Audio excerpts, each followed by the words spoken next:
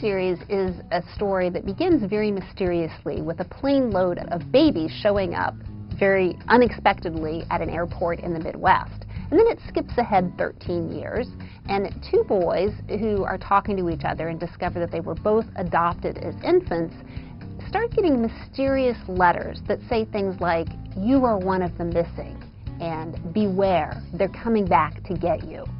And as these two boys, Jonah and Chip, start trying to find out what these messages mean, they discover that their lives are very connected to things in the past. Scent is the second book in the Missing series, and the kids from the first book, Found, get sent back to the 15th century, where they discover that two of the boys' lives are in danger. Well, the initial inspiration was that I had this image in my head of a plane load of babies that I thought would be very interesting. And then from there, I kind of thought, well, where did these babies come from?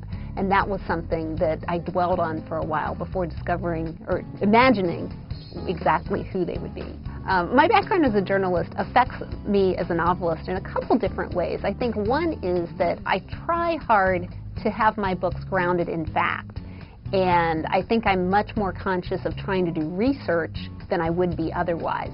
The other way is kind of the flip side of that, which is that because I've worked as a journalist and I've seen that reality can be very bizarre, I think that makes me more willing to make my books very bizarre. I think it would be very wrong to do a series of books about missing children in history and not include the Princess in the Tower, because their story is a fascinating one, and I think it's one that definitely fits into the category of famous missing kids in history. I did a lot of research when I was working on Scent.